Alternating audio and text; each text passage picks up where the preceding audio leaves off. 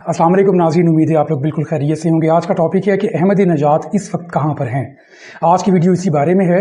28 फरवरी 2026 को अमेरिका और इसराइल ने मिलकर ईरान के ऊपर हमलों का एक बहुत बड़ा सिलसिला शुरू किया, जिसके नतीजे में कई सौ अफराद हलाक हुए और ईरान का जौहरी प्रोग्राम भी ख़त्म हुआ। और सबसे बड़ी बात यह थी कि ईरान के जो सुप्रीम लीडर थे आयतुल्लाह खामेनी, उनकी शहादत हो जाती है।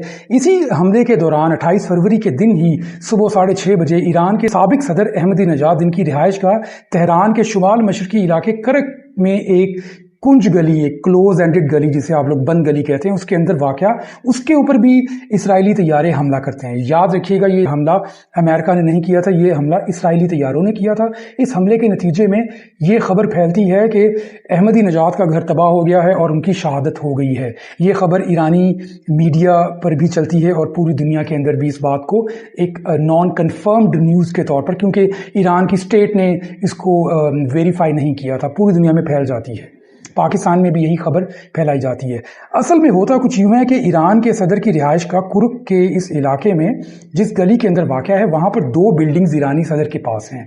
एक बिल्डिंग उनकी ज़ाती रिहाइश का है और दूसरी बिल्डिंग जो है वो उनके सिक्योरिटी गार्ड्स, जो पासदारान इनकलाब ने उनको प्रोवाइड किए थे, जिनकी तादाद है 50, उनकी रिहाइश का है, जो उनको सिक्योरिटी प्रोवाइड करते हैं।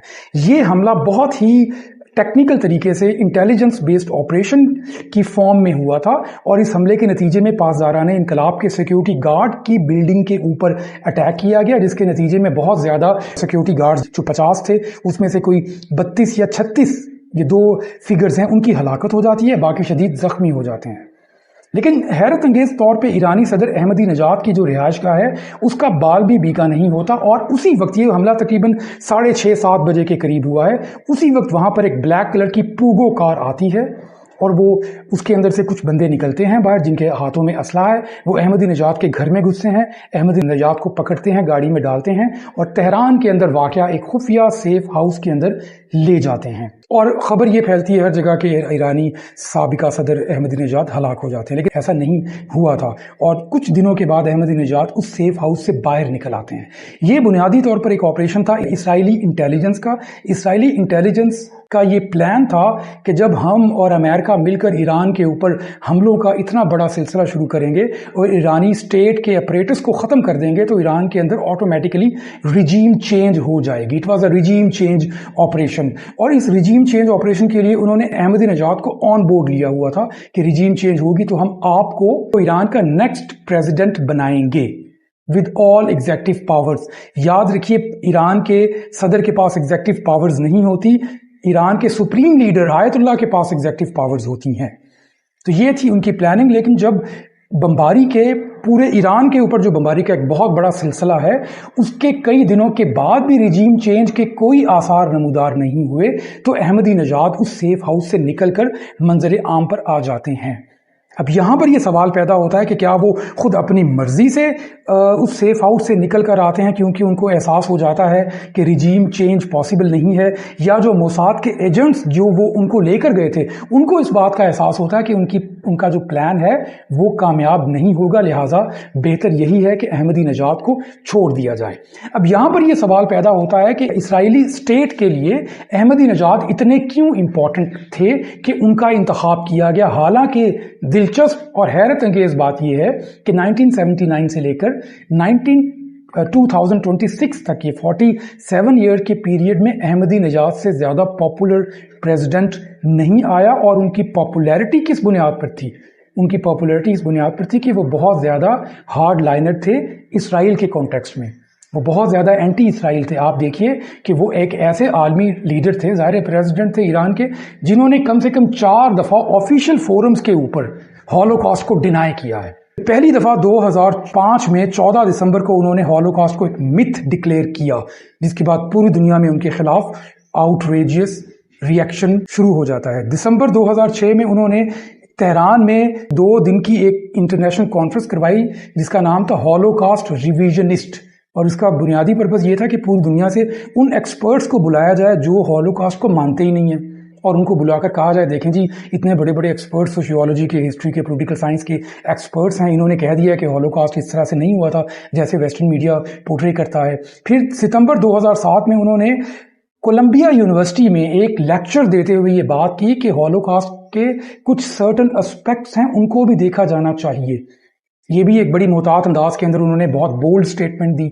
फिर 2009 में उन्होंने हॉलोकॉस्ट को वाज़े तौर पे मिथ से आगे निकलकर उन्होंने इसको एक लाई डिक्लेयर कर दिया। एक प्रेसिडेंट है दुनिया के कंट्री के जो हॉलोकॉस्ट को ऑफिशियल फोरम के ऊपर लाई कह रहे हैं। तो ये जो 4 उनकी स्टेटमेंट्स हैं, ये बहुत बोल्ड स्टेटमेंट थी। और इन बोल्ड स्टेटमेंट्स ने क्या किया कि इन्होंने अहमदीनजाद को ईरान के अंदर one of the most popular leader of all time बना दिया। इसके साथ एक और वजह भी है कि अहमदीनजाद का ताल्लुक जो है वो बहुत छोटे बैकग्राउंड से था, वो किसी एलीट फैमिली से ताल्लुक नहीं रखते थे। ये थी वो सूरत हाल जिसके अंदर अहमदीनजाद बहुत तेजी के साथ ईरान के अंदर पॉपुलर हो जाते हैं। ये पॉपुलैरिटी उनको एक खतरा बना देती है उन स्टेक होल्डर्स के लिए जो स्टेट को रन कर रहे होते हैं। तो अहमदीनजाद को भी अपनी इस पॉपुलैरिटी का एहसास होता है। यही एहसास उनके अंदर एक तब्दीली लेकर आता है, और ये तब्दीली ये है कि सदारत से फारग होने के बाद वो सॉफ्ट हो जाते हैं, डिप्लोमेटिक हो जाते हैं, अंग्रेज़ी ज़ुबान सीखना शुरू कर देते हैं, और वेस्ट के बारे में और इसराइल के बारे में नरम गोशा तेज़ी के साथ डेवलप होता हुआ नज़र आता है।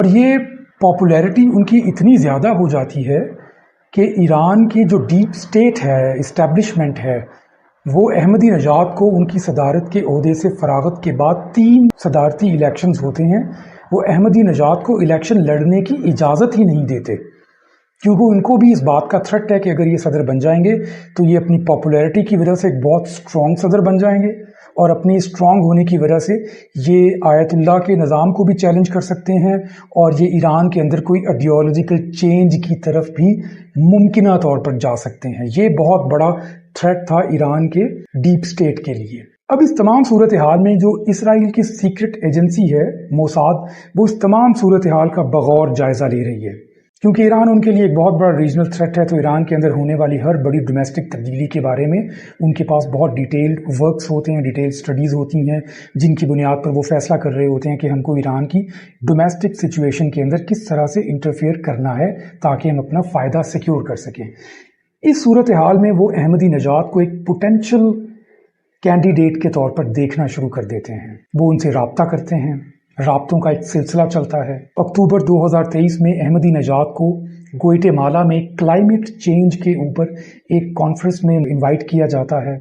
ईरान की गवर्नमेंट उनको वहाँ पर नहीं जाने देती और एयरपोर्ट के ऊपर ही रोक लेती है, बोर्डिंग पास इशू नहीं करती, क्योंकि ईरानी गवर्नमेंट को इस बात का इंटेलिजेंस सोर्सेज से पता चल जाता है कि वहाँ पर मुमकिना तौर पर अहमदीनजाद वेस्ट के कुछ लिबरल हलकों के साथ करीबी ताल्लुक बना सकते हैं। शायद ईरानी गवर्नमेंट को इस बात का अंदाज़ा नहीं था कि मोसाद भी वहाँ पर इन्फिल्ट्रेट कर चुकी है ग्वाटेमाला के अंदर। बिलाखिर उन्हें बोर्डिंग पास दे दिया जाता है, वो ग्वाटेमाला जाते हैं, और इस मुलाकात में उनका मोसाद के साथ पहली दफ़ा बाकायदा एक सीक्रेट राब्ता होता है। इसके अगले साल यूरोप के मुल्क हंगरी के कैपिटल बुडापेस्ट के अंदर एक कॉन्फ्रेंस में अहमदीनजाद को बुलाया जाता है। अहमदीनजाद वहाँ पर जाते हैं, अपना लेक्चर देते हैं। लेक्चर देने के बाद खुफिया तौर पर उनकी मुलाकात, लेक्चर देने के बाद वो 2 घंटे के लिए गायब हो जाते हैं। उनके साथ ईरानी सिक्योरिटी इंटेलिजेंस के लोग भी मौजूद होते हैं। वो उनको चकमा देते हुए 2 घंटे के लिए गायब हो जाते हैं। जब 2 घंटे के लिए वो गायब होने के बाद वापस आते हैं तो ईरानी इंटेलिजेंस के लोग उनसे पूछते हैं कि वो कहाँ गए थे। तो वो बताते हैं कि वो कुछ प्रोफेसर से मिलने के लिए गए थे। दर हकीकत उनकी मुलाकात खुफिया तौर पर इसराइली इंटेलिजेंस मोसाद के चीफ डेविड बार्निया से हुई थी, और इस मुलाकात के अंदर मुबैना तौर पर इसराइली इंटेलिजेंस के चीफ ने अहमदीनजाद को बताया कि अगर ईरान के अंदर कोई पॉसिबल रिजीम चेंज होती है तो वो उनकी जानिब से उनके ईरान के नेक्स्ट लीडर के तौर पर प्रमोट या प्रोजेक्ट किए जाएंगे। अगले साल 2025 में वो फिर बुडापेस्ट जाते हैं, और इस कॉन्फ्रेंस के अंदर उनकी मुलाकात इसराइली इंटेलिजेंस मोसाद के चीफ से तो नहीं होती, लेकिन मोसाद के 3 सीनियर ऑफिसर्स अहमदीनजाद के साथ एक खुफिया मुलाकात करते हैं। और इस खुफिया मुलाकात में पहले वाली मुलाकात के थीम के ऊपर मज़ीद डिटेल के साथ बात होती है, और पॉसिबल आउटकम्स के बारे में, पॉसिबल सिनेरियो के बारे में कुछ और बातें की जाती हैं। पूरी प्लानिंग से उनको आगाह किया जाता है। ये था वो पस मंज़र जिसने अहमदीनजाद को ईरानी इंटेलिजेंस की नज़रों में मशकूक बना डाला। यही था वो पस मंज़र, मुलाकातों का वो सिलसिला जिसने फरवरी में ईरान के ऊपर होने वाले हमलों में अहमदीनजाद के घर के साथ सिक्योरिटी के कंपाउंड के ऊपर तो अटैक किया जिसमें बहुत से सिक्योरिटी ऑफिसर्स मारे गए, लेकिन अहमदी नजाद को कुछ नहीं हुआ। और उसके बाद अहमदी नजाद को किस तरह से सेफ हाउस में मुंतकिल किया गया और वेट करवाया गया कि ईरानी रिजीम जो है वो बस अब चंद दिनों के अंदर चेंज होने वाली है, और जैसे ही चेंज होगी आपको इंस्टॉल कर दिया जाएगा न्यू फेस, एक न्यू लीडर ऑफ ईरान के तौर पर, जो प्रो वेस्ट भी है, जो प्रो इसराइल भी होगा। लेकिन जब चंद दिनों के अंदर इसराइली इंटेलिजेंस एजेंसी को इस बात का पता चल जाता है कि despite doing heaviest bombardment on Iran there is no possibility of regime change in Iran, तो वो बहुत ही सीक्रेट तरीके से अहमदी नजाद को छोड़ देते हैं। अहमदी नजाद वापस आ जाते हैं, और वापस आने के बाद वो ये बिल्कुल नहीं बताते कि मुझे मोसाद के एजेंट्स ने पकड़ा था।